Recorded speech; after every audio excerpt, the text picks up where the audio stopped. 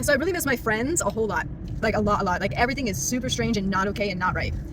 The internet will continue to say you're supposed to be isolated and alone, and maybe it's right. You're supposed to move on. We are going into a better timeline where you leave all that nonsense and toxicity behind. It's like maybe in some cases that could be right. I'm not really 100% on one side or the other. I'm kind of a tightrope walker, so you bridge duality to singularity by coming to the center, center. So what I think is there's so many different things between the energetic shifts and changes in the polarities of everything, of the earth, of the sun flares to 5G to, a frequency war that maybe we're in. But I know a lot of people aren't really doing so well. A lot of people are going a little crazy, and a lot of people are a little bit righteous right now. I think that whatever is happening, a lot of people are reverting back to a younger version of themselves where they were hurt or in pain that they didn't deal with then, and now it's coming up with all these changes, and not to mention the trauma that we've all experienced as an entire global population and collective with COVID.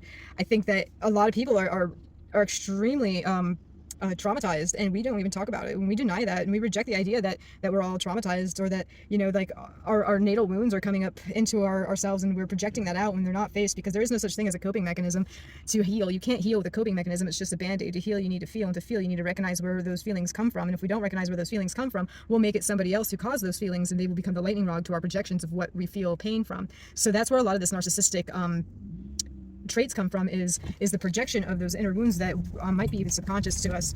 So people are either doubling down on those not being wrong because what 5-year-old says they're wrong, or people are seeing themselves in other people, or recognizing that things aren't right, so they're finding more and more compassion, which is it's a really big strange divide. And I just want my friends and my soul tribe back. And I don't really, I think that is part of the journey for everyone to kind of learn what they had and lose it, because I did that, like we all go through it. But this is volatile. This is causing people to mass suicide, or to fall into the abyss of drug addictions, or falling into despair, or just choosing bad things in their lives, or just shutting down completely, and getting sick, because we need connection to survive. It is a fact. That is the big culprit that we're missing. We need connection to survive. It's part of who we are. Without connection, we don't make it. We are severed, and from the bigger picture when we're disconnected. I think that might be the purpose of some sorts. Yep. Severed connection. Connection.